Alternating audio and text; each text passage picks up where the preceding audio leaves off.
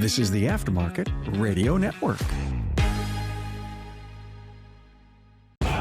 It's your weekly blitz with Chris, keeping you in the game.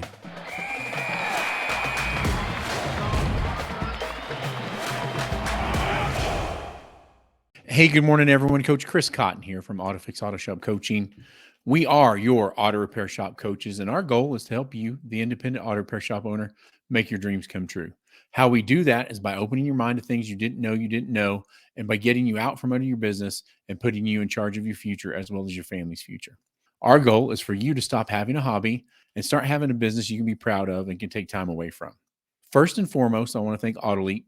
Without their continued support, this podcast would not be available free to you.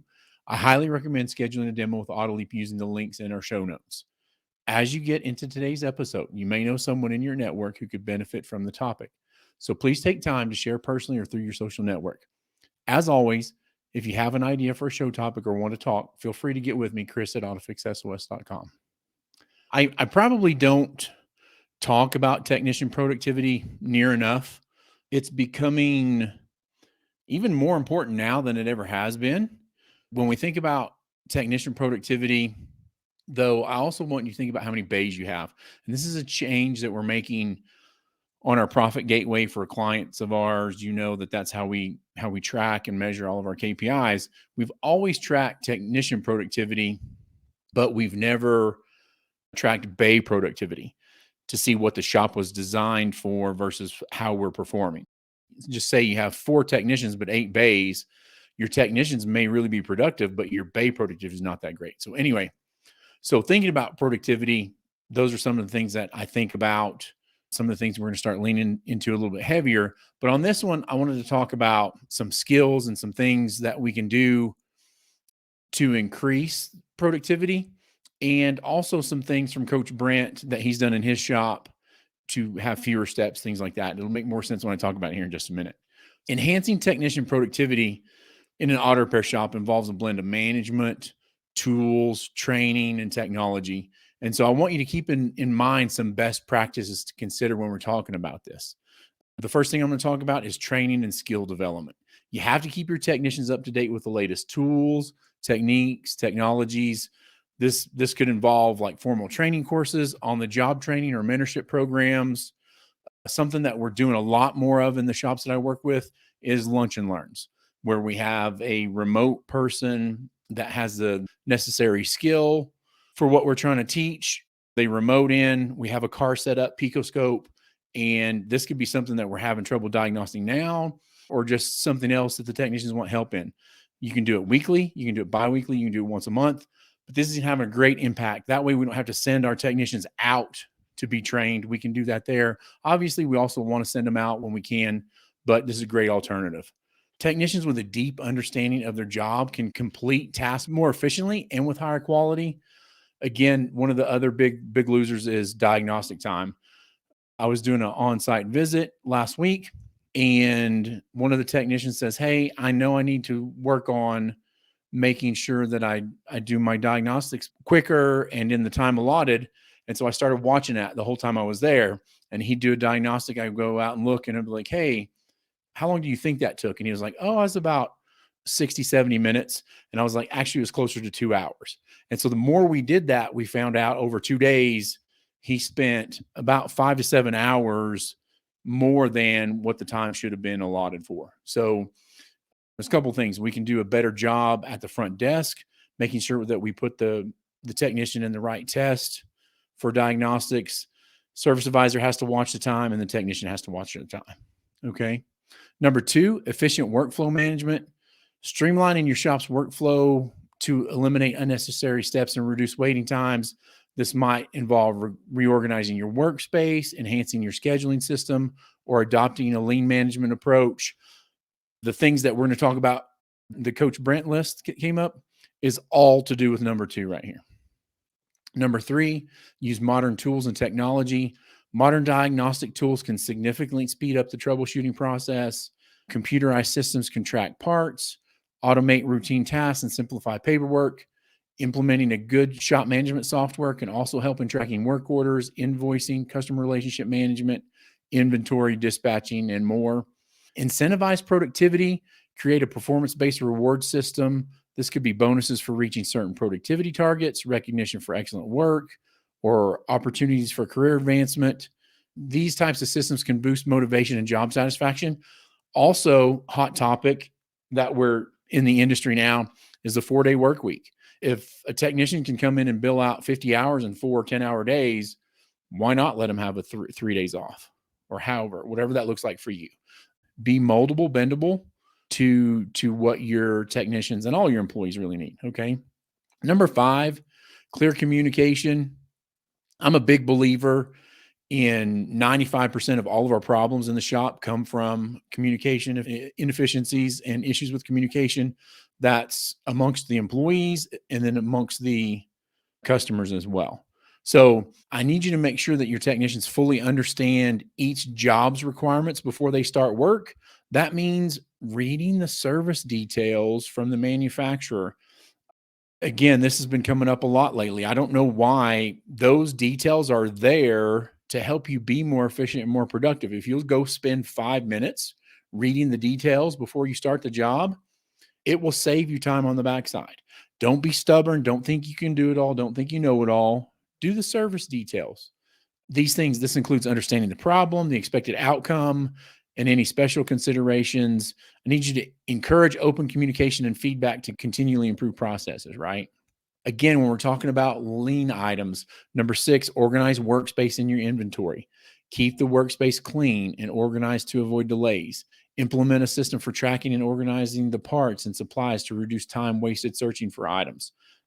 Have a great shop in California. He has a bin system. All the parts go in the bins. The bins goes out to the technicians. The technicians don't have to look and hunt for those types of things. Okay.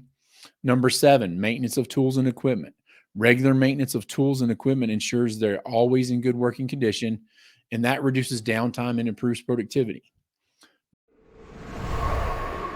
Autoleap is a cloud-based all-in-one auto repair software that helps to keep complete track of your business, from scheduling appointments to managing technicians to generating invoices. Supercharge your growth with Autoleap. Customers that fully adopt Autoleap see the following benefits in their first year: 30% revenue growth, with top customers seeing over 100% growth, 75% decrease in no-shows, allowing you to service more customers, 3 times increase in positive Google reviews, leading to stronger online presence, 50% time saved on administrative tasks, driving increase in operational efficiency. Do it all with Autoleap. Key features and functions include estimates, invoices, scheduling, Google reviews, inspections, communication, QuickBooks, reporting.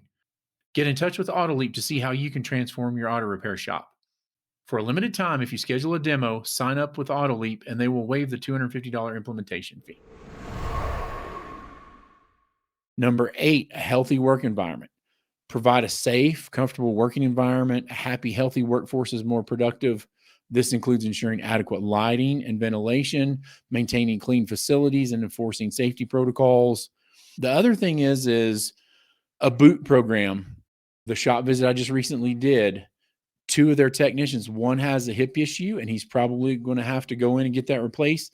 The other one has issues with his feet. If you have to buy somebody a $200 pair of boots, then buy them a $200 pair of boots. Whatever is comfortable and helps them out the most they can.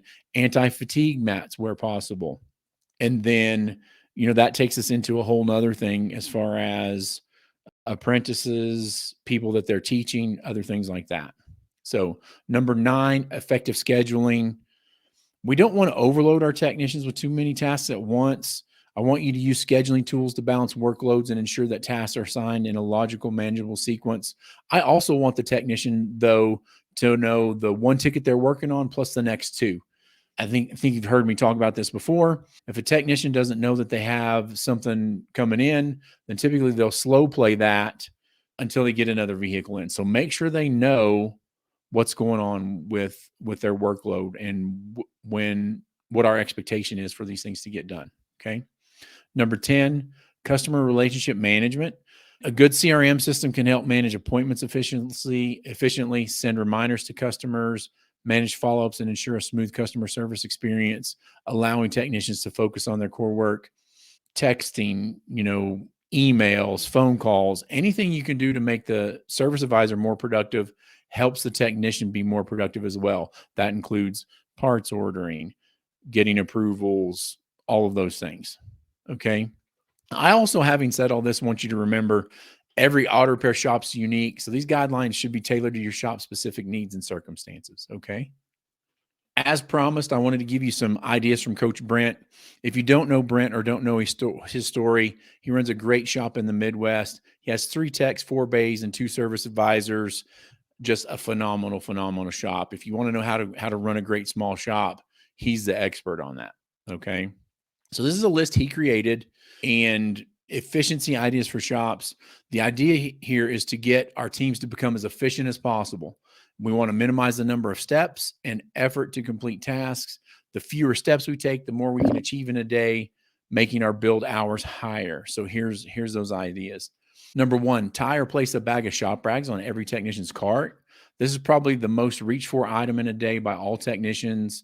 Place a used shop rag disposal container within steps of each lift. Also on this cart, put a box of gloves for each technician if you use those in your shop. Disposable gloves, I mean. Number 4, install extension cord reels next to each bay. Number 5, install air hose reels for each bay. Number 6, place smaller trash receptacles, 20 to 30 gallons or less, all around the shop. The smaller bins are going to make it easier to empty them, also easier to find one and throw trash in it. I can't believe this one. I read this for the first time from Brent, and I was like, man, that is really simple. That's something we never did in our shop. Probably for as big as our shop was, we probably had 2 big 55-gallon trash cans, and we should have had way smaller ones all around the shop. Number 7, place your stock oil filters next to where your technicians get the engine oil for oil services. If you do enough of them, you should probably have an oil filter rack and oil next to each bay, right? Number 8, Brent also recommends using bulk brake cleaner with Sure Shot refillable dispensers. These refillable dispensers are going to last longer, and this is going to end up saving you money as well on the cost of brake cleaner. Number 9, purchase an oil drain caddy for every bay in the shop where oil changes are performed. Number 10, purchase oil drain pans, coolant drain pans for every bay. Label them and assign them to a bay. Bay 1, Bay 2, Bay 3, Bay 4. If you want to go so far as to color code them, either by bay or something else, you can do that as well. Number 11, make diagnostic equipment easily accessible to every bay. Find a centralized location for these items. Number 12, give each technician a tablet or laptop so they can look up technical information, and depending on your SMS system, work from the device instead of from paper. Remember, I have a sign right here on the wall on my workboard. It says paper kills the process. The less paper, the better. Also, make sure you set user permissions correctly before you allow all this. Number 14, install garage door openers for every bay. Make sure the technicians have the remote. Number 15, bulk fluid dispensers. Number 16, install battery chargers at every bay. Installed on the side of each lift gives the technician easy access for charging vehicle batteries. Number 17 goes along with that. Also, are most of your technicians using shop tools that use recharge batteries instead of air driven now? If so, make sure they have a charging station at their individual work locations. Number 18, installing LED lighting throughout the shop. You know, you can retrofit fluorescent lights with LED. This makes a huge difference on being able to see, and it's also going to cut down on your electricity usage. Number 19, make it mandatory that technicians empty flush machines after every use. Reload them and get them ready. It drives technicians nuts to go to a machine that's either broken or not ready to use. So make sure we slow down and do that on the back end when you're done with it. There's plenty of time. We charge that to the customer.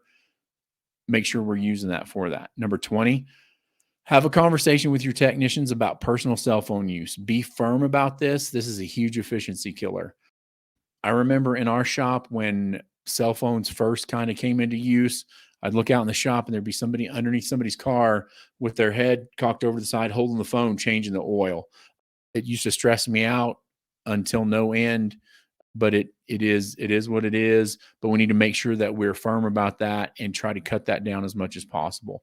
If you have any other great ideas that we haven't talked about here, make sure and drop those in the comment section wherever you're hearing or viewing this podcast. Also, you can send me an email with other thoughts on this topic as well. This has been Coach Chris Cotton from Autofix Auto Shop Coaching, reminding you it never always gets worse, but sometimes it has to get worse to get better. Remember, don't stop working today because tomorrow needs you. Please feel free to reach out to me, Chris@autofixsos.com, or give me a call at 940-400-1008. Have a great day, everybody, and remember, rise and grind. You've been listening to the Weekly Blitz with Coach Chris Cotton on the AftermarketRadioNetwork.com. Follow Chris on your favorite podcast listening app. Let him know what you'd like him to cover. His email is in the show notes. Chris is all for advancing the aftermarket.